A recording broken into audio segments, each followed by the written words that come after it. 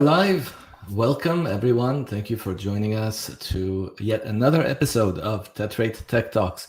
My name is Eitan Suez. I am a Tetrand. I work at Tetrate, and I would like to welcome you. If you're a first-time visitor, there's much I need to relate to you, but thank you, and feel free to say hello in the comments. I'm glad that you're joining us. If you're a repeat visitor, wonderful. You sort of know what these series are all about.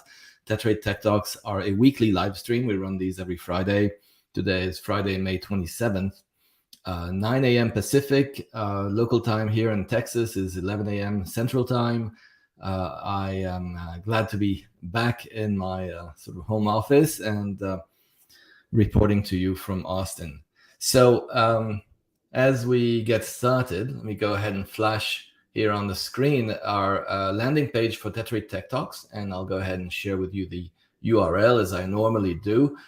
This is the one place where you will find all information pertaining to these episodes, upcoming episodes, past episodes, a record of the demos that we do, and a link to our YouTube playlist and our LinkedIn landing pages for these episodes as well. Tetrate is the enterprise service mesh company, and much of our focus is on enterprise service meshes, and that basically means we talk about technologies such as Istio, Envoy, WebAssembly, Kubernetes, and more.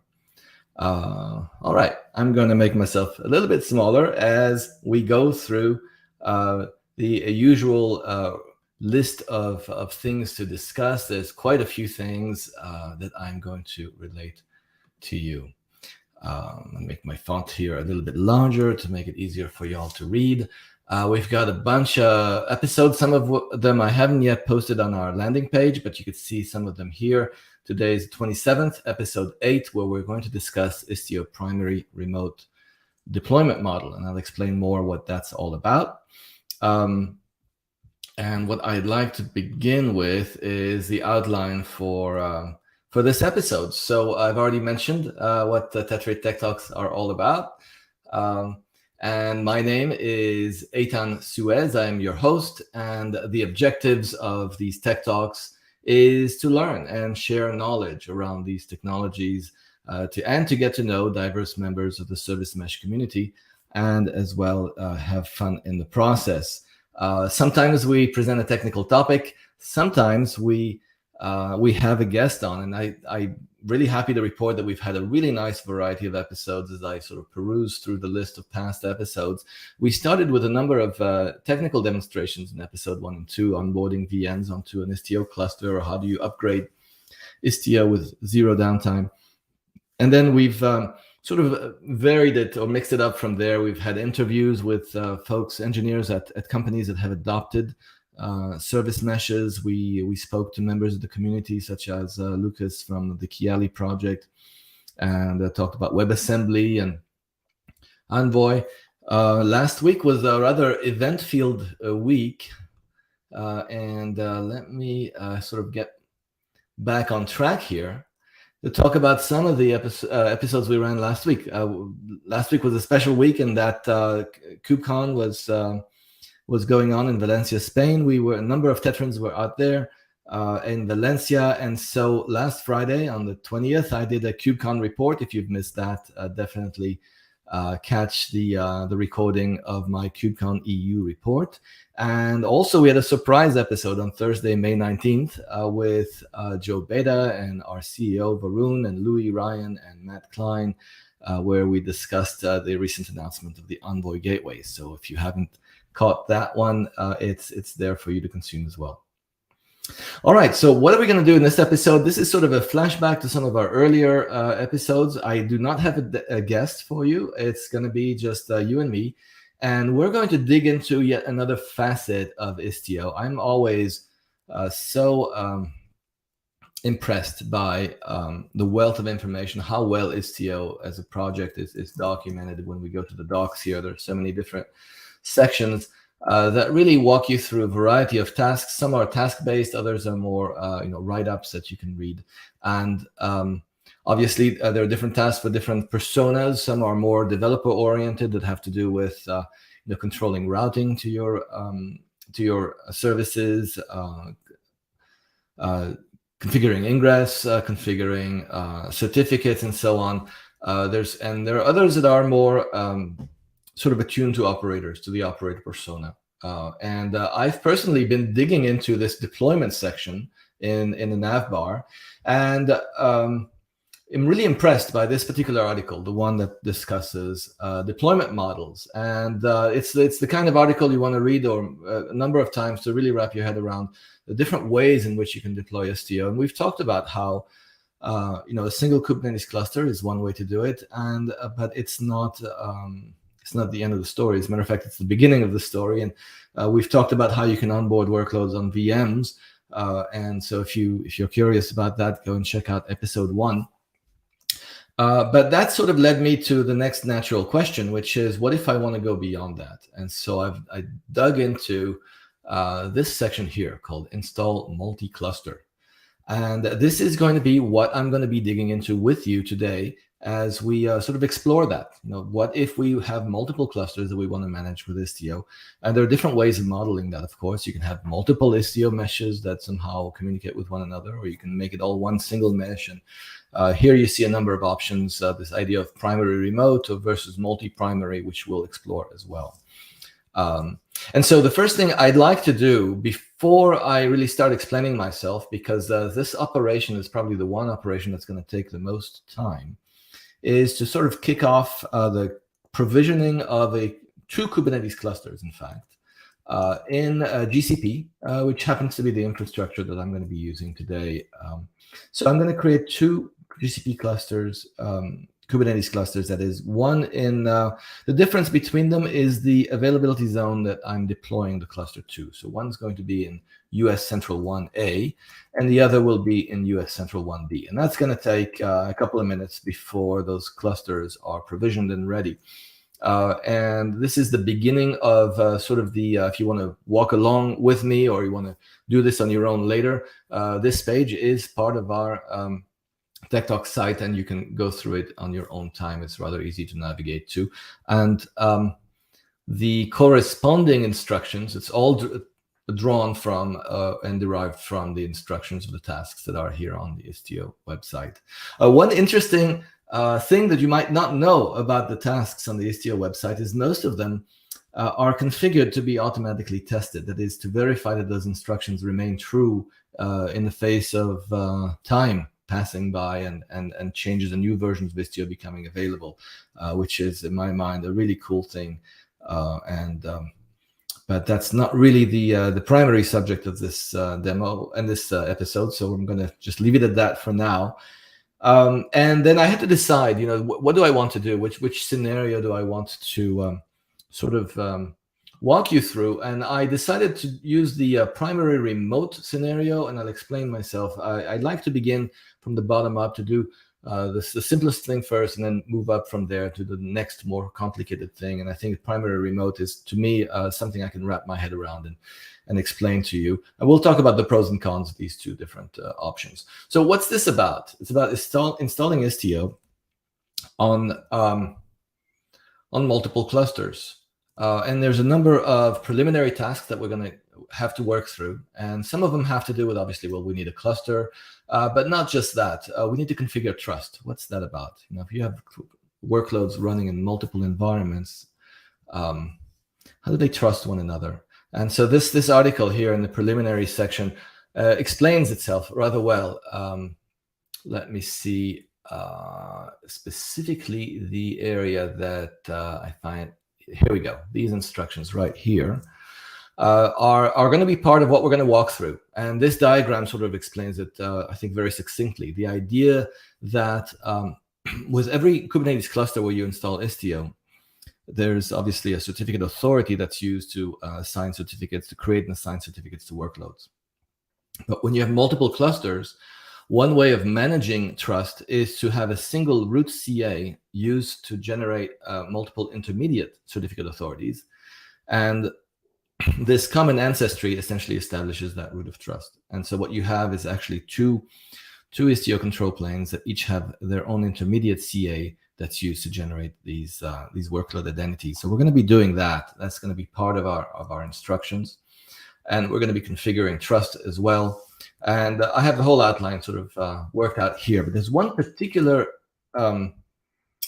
a diagram that I think is going to guide us along the way. And it's right here. You'll find it right here. This is an illustration of what they call a primary remote configuration. And this can be extended to multiple clusters. It doesn't have to be just two, but the concept is the same.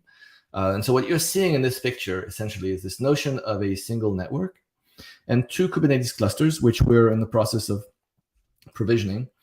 And one is going to be designated the primary cluster, and that's because that's where Istio is going to run. That's going to be the one Istio control plane that's going to be responsible for service discovery and for pushing configuration to all of our sidecars, irrespective of which cluster our workloads are deployed to. And so you see there on the left-hand side, Istio is present. And usually when things work inside a single cluster, everything just works out of the box, right? The Istio is receiving notifications from the API server when new workloads are created or destroyed or deployments are scaled and so on, so that it can update its service registry and push changes to the sidecars. But what happens when you have multiple clusters? You need the ability, for example, for Istio to be able to communicate with the Kube API server on the other cluster as well. So we're going to have to set that up. And then there's the mechanism of control plane to workload communication between the control plane running on the primary cluster and the service B, for example, in this illustration, that's running in the remote cluster. And so in order to do that, we're going to deploy what we call an east-west gateway. And we did that already once before in episode 1 when we talked about onboarding VMs. So an east-west gateway is going to be deployed and configured then to expose Istio to these workloads running on the remote cluster. So this is essentially our guide, our blueprint to the tasks that we're going to have to walk through together, and that's essentially going to be what we're going to be spending our time doing. And so hold on tight for a lot of fun. This is still baking, and so let's sort of peek ahead and look at what we're going to have to do next. Once these two clusters are ready, we're going to have two Kubernetes contexts to work with to sort of juggle between the primary and the remote. And what you see in front of you are essentially the infrastructure-specific commands, actually the one command here, the gcloud compute firewall rules create. We're creating a firewall rule that enables communication between all pods across both clusters. And the way that we do it in GCP is by identifying the IP address ranges for pod IP addresses, the CIDR block for each of the two clusters, and allowing them to talk to anything running on any of the nodes that have a corresponding network tag, which identify those nodes as worker nodes on both of the clusters. That's essentially what we're doing. So let me walk you through that as soon as our clusters are provisioned. So great. So we've got one cluster ready. You see the primary cluster is its name, and it's got 3 worker nodes, and that's terrific. And I'm just going to close that window and collapse it. And here we see the second cluster is in the other availability zone, US Central 1B, and it's probably almost finished. Here we go. Perfect timing. All right, so let's proceed. I'm going to have a drink of water. My throat's a little sore. And what we're going to do is run some of these commands. So the first one, I like to explain everything I do. This function join by essentially combines 2 strings into one with a comma separating them. But here we're running a gcloud container command that grabs the IP address ranges for that's used to assign IP addresses to pods in both clusters. So if I echo the value of this all cluster CIDRs environment variable, you can actually see that they're both in the listed here. One is a 10.32 range, and the other one is a 10.52 range. So we've got that. That's step 1. Step 2 is to actually grab the specific names of the network tags that are associated with the VMs that we want to allow connections to. So you see there the tag for the primary and the remote cluster are listed.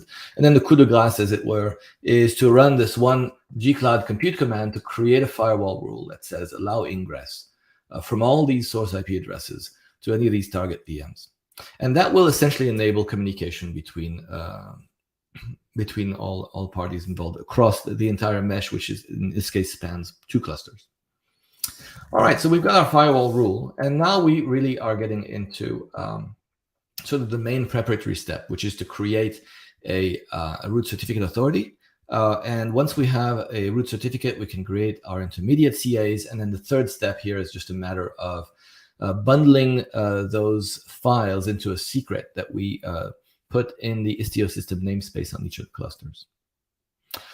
All right, so let's go ahead and proceed to do that. Now, in order to do it, and if you pay close attention here, and this is explained quite well in the corresponding page on the Istio documentation, is that when you download Istio, you get a special subdirectory that's part of the distribution called tools, which contains a makefile that helps us with the task. And so let me go ahead and create a little working directory. I'm going to call it episode 8. And in here, I'm going to go ahead and create a certs folder, and that's where my certs are going to live. And in order to have ready access to that tools directory, I'm going to symlink it from where I installed Istio. So Istio 1.13 tools folder is going to be symlinked. And since I'm there, I'm going to go ahead and also symlink another path to the samples folder from the Istio distribution, which I'm going to need later on. Okay, so let me sort of step into that certs folder. Here I am. And I'm going to run that first command, the one that you see there, which is running make to generate a root CA. All right, so now we have these 4 files. You see a root key and a root certificate and the rootca.conf file that was used to generate that certificate. And then we can use that root certificate to generate the intermediary certificates. The first one is for the primary cluster, and the second one is for the remote cluster. And what this creates is a list of files that are in a subdirectory. So you can see it there on the primary cluster and remote cluster. We have the intermediate CA key and certificate and the certificate chain and so on. So now that we've got these files, it's really a matter of going ahead and creating our Kubernetes secret. So we've got to be careful here, right? The primary certs go on the primary cluster and the remote certs go on the remote cluster. And I'm going to use, if you're familiar with kubectx, that's going to help me figure out which cluster I'm pointing to. So I'm going to point to the primary cluster first. See that here, I'm pointing to the primary cluster. And we can even look at the namespaces. This is just a vanilla Kubernetes cluster. And we're going to sort of create our secret with this command. Notice it references the files in the primary cluster folder. Now, in order to create the secret in the Istio system namespace, I skipped a step. I need to create namespace Istio system. So that's the convention with Istio, is if you put our secret in that namespace with that particular name, it's going to be used as a certificate authority to generate workload identities later on. So that's one. And let's go ahead and point to our remote cluster. So now I'm pointing to my remote cluster, and we're going to create ns Istio system. And we've got our namespace, and now we can create the secret. And if we want to, we can say get secret -n Istio system just to confirm that it actually was created. And there you have it. All right, great. So with that out of the way, now we get to the fun. Now are the steps of, remember, we have these 2 clusters. We're going to need to install Istio. We're going to start with the primary cluster. And we're going to essentially build this image that you see right there, this diagram. So we've got the 2 clusters. We don't have Istio. We need Istio. That gives us our bearings. And so let's proceed. The first thing I'm going to do is use these environment variables to help me be able to run Kubernetes kubectl commands pointing to the right cluster. So if I reference context primary, I'm referencing the primary cluster, and ctx remote for the remote cluster. That's going to help me here. So let's just make sure that those are set real quick. Okay, looks like they are. All right, next step. So this command obviously generates a file called primarycluster.yaml. And this is our configuration file that we're going to use to install Istio. And let's look at it together. I'm going to move it up to the parent directory. I'm no longer dealing with certs. Here we go. So let's take a look at it together. Here it is. This is how, in general, you configure Istio, whether you use the CLI or another mechanism. Now, There's obviously the Helm as the other option, which I'm not demonstrating here, but that's another way of doing it. But typically what you do is you define a custom resource called the Istio operator. And then you define in here, there's lots of different knobs and ways to sort of configure your cluster. And here, this is the salient bits for this particular setup. We have a mesh. We're going to call it mesh 1. A mesh has to have an ID. And this is a multi-cluster setup. And this particular cluster is going to be called, it's going to have the name primary cluster. And it's going to be on network 1. And so armed with this file, we can then start running Istio install. The assumption is you've already installed the Istio CLI, of course. And we're going to point at our primary cluster, and we're going to give it that manifest file. And that's going to install Istio. This is latest version 113.4 to the primary cluster with that configuration. So multi-cluster config with a cluster name of primary cluster. And that takes just a few seconds. So while that bakes, we can start to think ahead, look ahead here. What are we doing? We're going to install, well, we need that gateway. So we might as well install that gateway. So the way that we do that is in very similar fashion. It's just a component of Istio, and you can actually use the Istio CLI to install a gateway. In this case, we're going to call it the Istio East-West Gateway. And we're going to lean on a script that is, again, bundled with Istio. It's in the samples folder. It's called Gen East-West Gateway. And we pass in all of these parameters, the name of our cluster, and then we're going to pipe what it generates, which is a configuration file, to the Istio install command and point it at the primary cluster. That's a lot to take in, but oops. Hold on, give me just a second. Okay, so here we are. I'm going to copy this command. And notice on the primary cluster, let's make sure that I'm pointing at the primary cluster. No, so let's go ahead and do that. We can verify that we've got Istio installed. So we can maybe look inside the Istio system namespace, look for pods, for example. And we should find Istio and the ingress gateway, but no east-west gateway. So this command will take care of that and deploy our east-west gateway for us. So we'll now have an extra component, an extra deployment called the Istio east-west gateway, which is going to be used for east-west traffic between the two clusters, so to speak. And that gateway has a fronting load balancer with a public IP address. We'll look at that in just a second.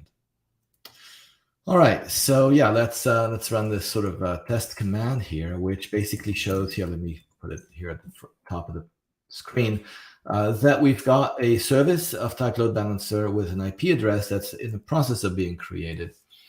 And if we look at the pods in the Istio system, we can also see our east-west gateway in our primary cluster. All right, so the east-west gateway is in the process of, at least the load balancer is still being constructed. The next step is to run a command here to just apply a YAML file to our primary cluster again to configure that east-west gateway to expose Istio-D. And if I were to sort of take a peek in there, right, if I look at the samples, multi-cluster expose istio-d.yaml. This should be familiar. It's just a gateway resource, okay, and a virtual service here that essentially is going to expose Istio-D to the remote cluster. All right, so let's go ahead and apply that, and that's it. That's all there is. We've just exposed our our Istio-D to the remote cluster, as this picture illustrates. All right, so what's the next step? This is interesting. So we look at that diagram one more time, and we notice that little blue dashed line, that arrow, from Istio-D on the primary cluster to the API server on cluster 2. Istio-D, when you think about it, it's one of its primary jobs is service discovery, and it discovers services in Kubernetes by receiving notifications from the API server that new workloads have been created or destroyed or modified. And so Istio-D needs to be able to talk to two API servers in this case. So it needs permission. We need to be able to do so, obviously, securely. And so Istio CLI actually bundles a command that makes short work of creating a secret that we can then apply to the primary cluster that gives Istio-D the credentials to be able to establish that communication. And that's what we're going to do next. So if we look at this command here, the istio X stands for experimental, so this is still considered an experimental command, but the command is create remote secret. Notice that we're specifying the remote context, so we're asking the remote cluster's istiod to generate a secret for us, and then we're going to turn around and apply that secret to the primary cluster, and that will take care of establishing that link. So let's go ahead and run that. And that takes just a couple of seconds, and once it's done, we should be ready with respect to that particular communication path. Now, this next command, which looks a little bit daunting, is actually rather simple. So we've got a secret created. This command just creates an environment variable, and all it does is populate that variable with the IP address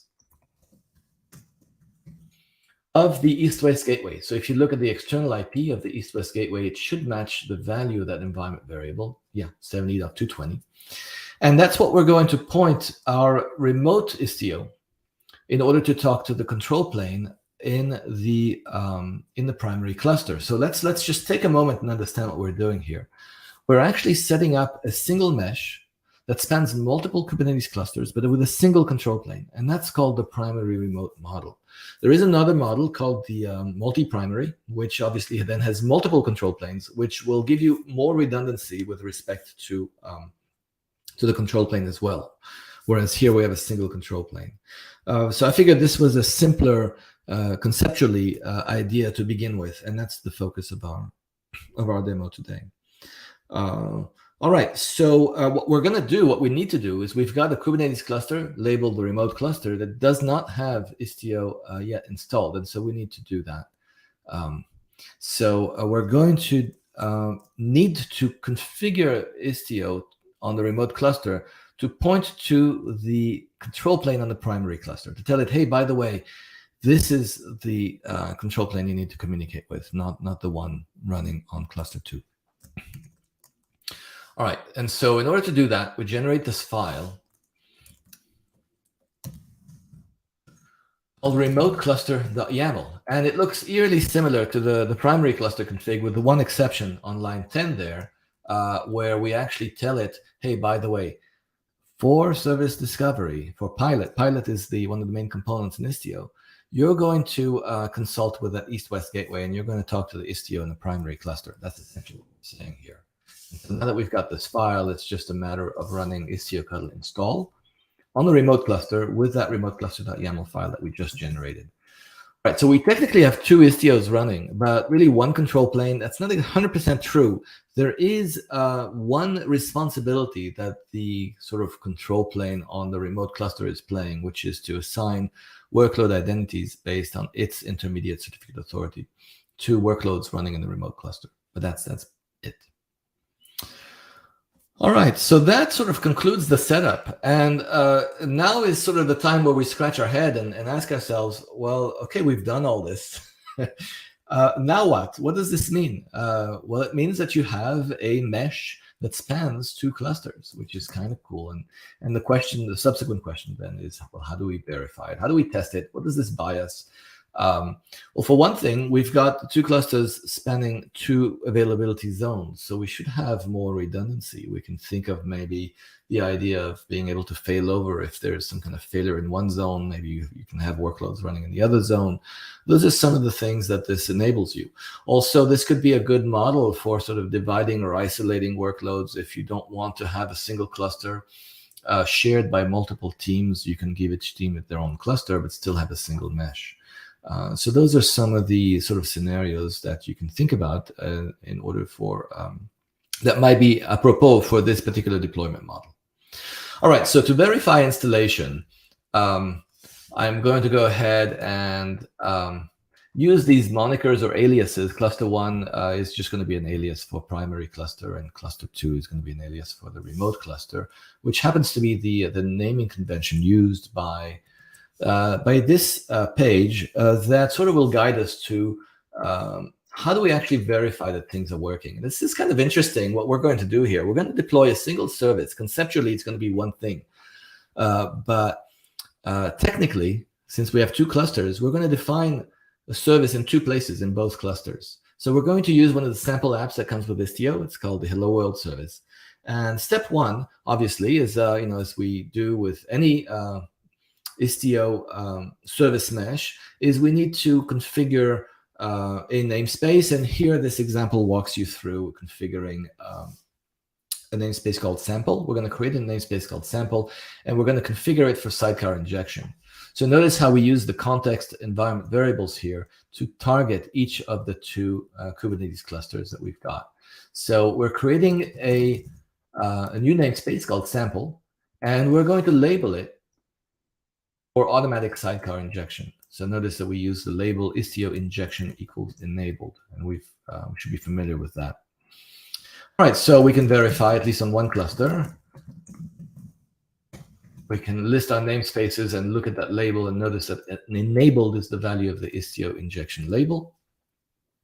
And now, and this is interesting. So if you look in this, I don't know if you're familiar with this, but if you look at the samples in the Istio distribution, there's a rather smart mechanism to sort of cherry pick which resources out of a YAML file you want to apply by using labels as filters, which is terrific in my opinion. So what we're doing here is we're cherry picking just the service object from the hello world.yaml sample and not the deployments. So what we're doing is we're defining the service twice, once each in each cluster. So kget service-n sample, and you should just see the service. And notice that we haven't yet deployed anything to that namespace. So just the service is defined, so it has no backing endpoints at this point. And the same is true for the remote cluster. I'm not going to bother to switch, just trust that we've applied it to both. So this is a rather smart way of going about it, in my opinion. The idea is, hello world, there are two deployments. There's one called version 1 and the other version 2. And we're going to deploy version 1 to the primary cluster and version 2 to the remote cluster. And what that affords us is the ability to easily tell if we get a reply from making a call to the hello world service that says I'm version 1, then I'll know the response comes from the primary cluster. And if it was version 2, it'll come from the remote cluster. So that's the idea there. So we conditionally apply just v1 to the primary cluster. And that's what we do here. We're basically saying apply the hello world deployment version 1 to the sample namespace on the primary cluster, context cluster 1. And we likewise apply version 2, here we go, version 2, to the remote cluster. So let's verify, kget pod-n sample. So there's version 1. And if I do, notice we've got in the ready column, you see there 2 containers. That means our sidecar injection is working and the pod's initializing. That's great. Let's go ahead and look at the remote cluster and run the same command. And you'll see that v2 is deployed there, and it also is initializing. So we've got both pods, and they're both part of the same service, okay? And so the question is, well, how do you verify that? Okay, so I'm going to put the brakes here, and we're going to try something together. So technically, if this setup is truly working, it doesn't matter that I've deployed v1 and v2 to separate clusters. Istio should have been able to notice that both were created and they should both be part of the same service. And there is a particular istio command that can help us to tell what's going on here. It's called the proxy config command, and we can ask it, show me the endpoints for the hello world service. And I'm going to do it in steps. So first of all, I need to know the name of the pod. Right, let's see. Istio cuddle. Let's look at the help to remind me how that works. All right, so we can run this command, which basically says, give me the endpoints for hello world in the sample namespace. I think that's how that works. Or I can also use the pod name. Okay, I'll do that. Yes. So if I can say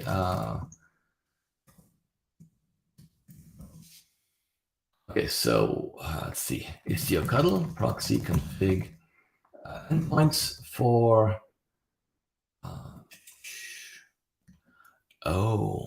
okay.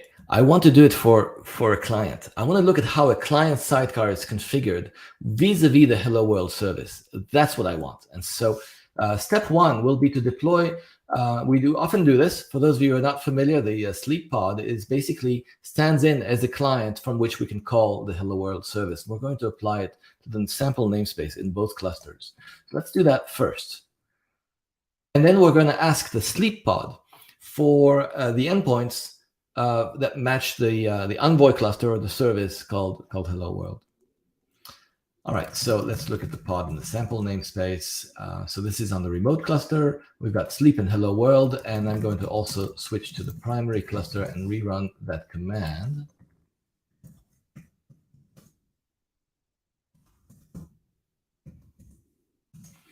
Okay. Here you see the sleep pod and the hello world. So if I do a Istio cuddle proxy config, show me the endpoints for the sidecar associated with this pod in the sample namespace. I think that's the command. And we get a whole list of them. And so this is the configuration of the client sidecar that needs to load balance requests across multiple endpoints of a service. And the service we're interested in is the hello world service, this one right here. You see it? And so we can rerun this command in a slightly different fashion, like this. Let's say, show me the endpoints for that particular outbound service. And notice the response. It tells us there are 2 endpoints, and we know there's only 1 in each cluster. So it must aggregate them across both clusters. And if you look at the IP addresses closely, you could tell that they're actually part of a different CIDR block. So if you look at the pods in the sample namespace and you show the IP addresses, you see that 1052.0.7 is hello world v1. And if you do the same command and reference the remote cluster, you could see the other one, 1032.1.6. So this is a way of validating that indeed you have a single service whose endpoints that back it are two pods, but each lives in a separate Kubernetes cluster, which is exactly what we wanted to do. So we know service discovery is functioning, and indeed we can test that. And that's what we're going to do next. So how do we test that? We can simply run a curl command from inside one of the clients, the sleep pod in the primary cluster. So again, if I look at my kubectx, you can see I'm pointing to the primary cluster, and I can do an exec in the sample namespace from the sleep pod. And inside that pod, I'm going to run curl against the hello world service, right, in the sample namespace. And I happen to know that it's listening on port 5000 and the endpoint is /hello. And if I run this multiple times, you can actually see the expected thing, which is a round robin sort of load balancing, client-side load balancing from the sleep to each of those 2 candidate endpoints. So this works. And we can do this from the other direction too. We can say kubectx remote and kexec from the sleep pod in the remote cluster, right? And if we curl hello world.sample 5000 hello,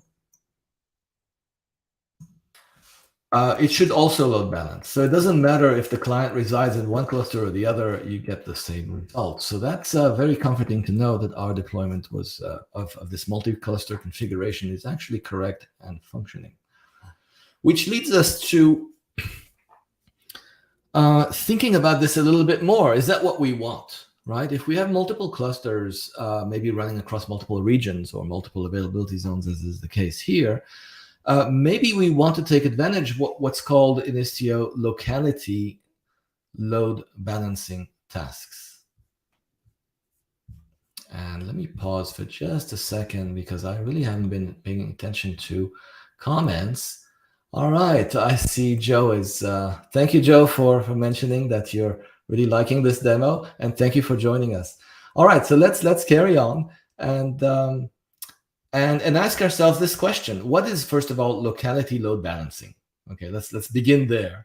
And this idea is that if I'm a client, if I'm a service running in one cluster, maybe I want to favor or give higher priority to workload instances that are closer to me, that are have the same locality, or maybe are in the same region. Maybe I can pick a cluster that's in another availability zone in the same region before I go ahead and cross the chasm to another geographic region. That sort of makes sense. And so that's essentially the idea. And we can use it in a number of ways. We can say that we want 100% of traffic to remain local and just failover to another zone, for example. Or we can say that maybe as a matter of fact, we want to sort of do a weighted distribution, distribute my requests from a client to a service using a breakdown of 80-20 or 90-10. 90% of requests go to my local instances if they're there, and the remaining 10% go to the remote instance. That probably makes more sense than what we have to do right now. So right now, we are not taking advantage of locality load balancing at all. And that's the thing that I want to start exploring. So locality load balancing, there's a hierarchy there, right? The region is the first level in the hierarchy, and zone is the second level. Now, in this case, I've got two clusters, both in the same regions, but across multiple zones. And so we're going to sort of ignore the region piece. And so the first question that I like to ask is, well, how do we know, first of all, or how does Istio know, first of all, where things reside? And that's thanks to Kubernetes labeling things properly. So if I look at kubectx and I'm pointing at the remote cluster, if I look at my nodes, I can show labels. Now there's a lot of text there, and so I can make it a little easier to read. I can maybe use a particular label, and the label is topology.kubernetes.io/zone. There we go. So notice that when I run this command, the nodes that are part of the remote cluster have a label that matches the availability zones that those VMs reside in. And so that's what Istio uses to be able to tell where things are. If I'm making a call from the sleep pod in the primary cluster, it knows the zone, and it's able to say, okay, I'm going to target an endpoint that has a matching zone.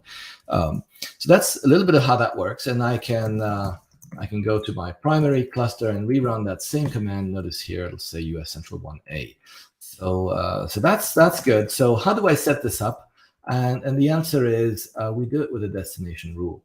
And I can show you more or less this stanza. It's a destination rule, is one of the basic standard Kubernetes resources that allow you to configure a number of things, subsets, if you want to split a service into multiple versions, subsets, or if you want to configure traffic policy.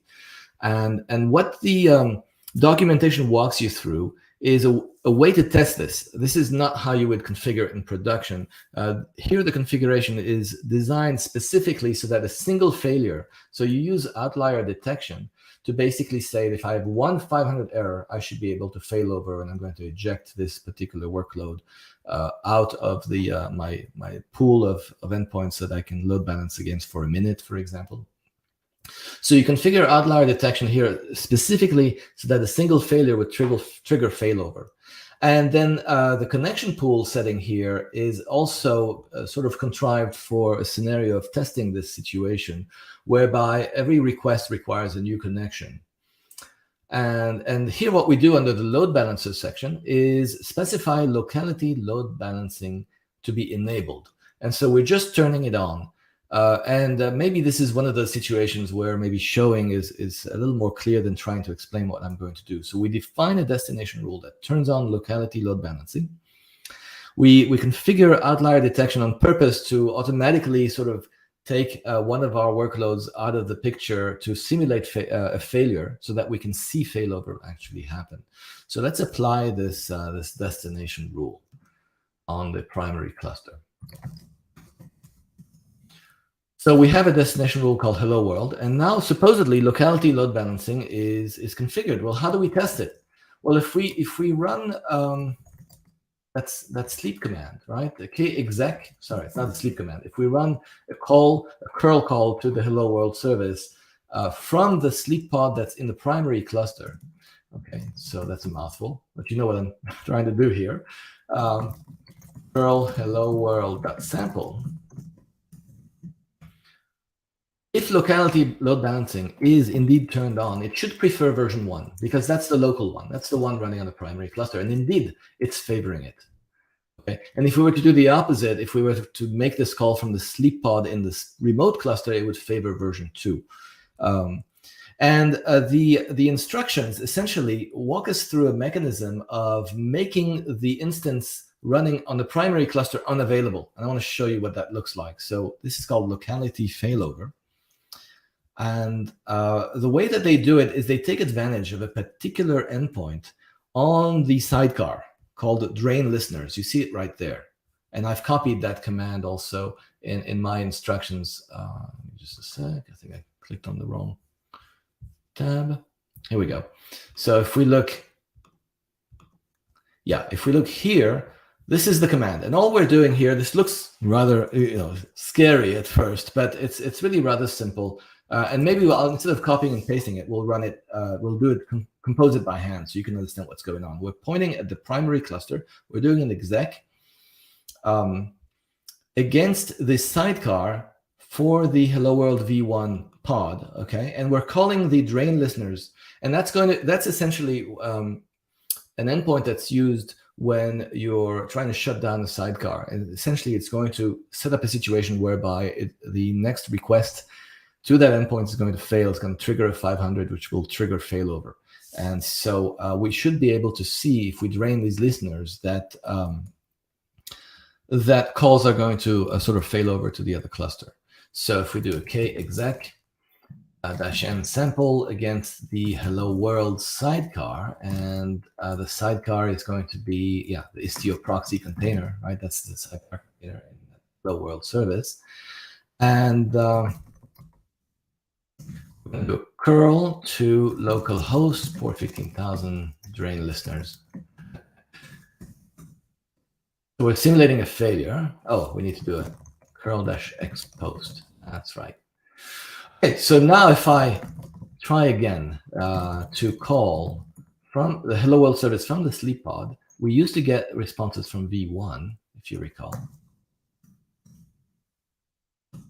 And now it should fall back or fail over to v2, right? Because v1 is not available, right? In fact, if you look at the pod and the sample namespace, what I've noticed when I've run this before is that within a short amount of time, you'll see that Hello World v1 will actually no longer be ready.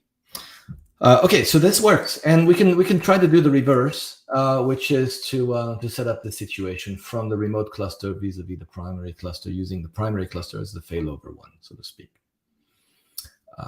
Okay. All right, so that more or less concludes the demo. There's a few other things I want to talk about. This felt like it was a rather complicated thing to do. Hopefully my walking through and talking through all of this has sort of helped you understand this. But really, I believe that the way that things are explained by the documentation is really so well done. It's just a matter of going through it, and kind of going through it together is always kind of fun. So failover and a distributed failover is or locality weighted distribution rather is another thing that you might want to explore there.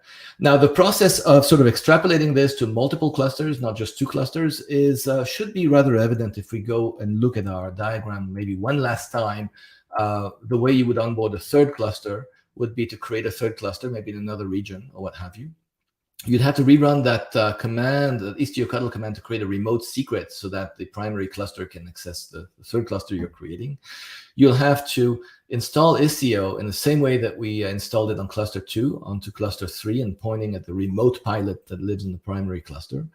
And obviously, you'd also need to make sure and create another intermediate set of CA certificates for that cluster in order to make sure that the workloads that you push to the third cluster have an identity that's trusted by the other two. Okay, so that's the demo. I think that was kind of fun to explore, and that's my intent, is to maybe in future episodes go through some other tasks that are in the Istio documentation together and explore Istio together. So what I want to do next is sort of step back out of all of this presentation and sort of wrap up the episode with a couple of important things I want to mention. One is looking ahead at the future. What do we have going on at Tetrate? So always go and visit tetrate.io/events. That's the place I go to see what's going on next. And I'm really happy to see that we've got a couple of upcoming events on June 8th and 9th, and depending on your region in the world where you reside, that's going to be an introduction to our flagship product, the Tetrate Service Bridge. And so if you're curious to learn more about TSB, which I think is a very apropos conversation, go ahead and check out those events that are coming up in just over a week or two or so. We're going to run another instance of our popular WASM extensions workshop on the 15th. And If you're interested to learn more about Envoy Gateway, we're going to have a conversation on June 16th involving Matt Klein from the Envoy project, of course, and Daniel Hansen, who is a committer on the Envoy Gateway project. So that should be an interesting session as well. As for us here at Tetrate Tech Talks, I'm happy to report, I keep harping about the Istio certification exam that we offer, and I'm finally managed to get my colleague Peter to come on as a guest, and we're going to grill him. We're going to ask him about this certification exam, and we want to learn more about it. If you have questions about, whether, or if you're considering taking the exam, you can learn a little bit more about it in that session we're going to have next week, next Friday, June 3rd, with Peter. On June 10th, I'm going to kick off a new series inside Tetrate Tech Talks called Tetrate Profiles, and our first guest will be. His nickname is JC, Jose Carlos Chavez. He's one of our engineers, and he's going to talk to us about what he does at Tetrate, and specifically about web application firewalls and the state of the art with WAF, web application firewall. So if you're curious to learn more about it, I certainly am. I think this is something we haven't talked about in past episodes, so I'm really looking forward to learning about this other important dimension of security with respect to running our workloads securely on service meshes. Finally, a reminder, and if you want we have a 30% off coupon for our certification exam. There it is. And if you have questions about our certification exam, also definitely do not hesitate to join our community Slack organization, in which we have multiple channels that support the various activities, whether it's certification or our workshops or just any sort of general questions. If you, I noticed that almost the majority of our R&D team is also on our set channel and is there and available to answer questions. So this wraps up our episode for May 27th. I'm not going to spill the beans and tell you about some of the surprise appearances that we're going to have hopefully on the 17th and 24th. But look out on our landing page for updates to upcoming episodes 11 and 12, which I'm personally rather excited about. But I'll leave it at that. All right. Well, thank you for your time. Thank you for joining us, and have a great rest of your day, great weekend, and we'll see you next week. Thanks. Bye.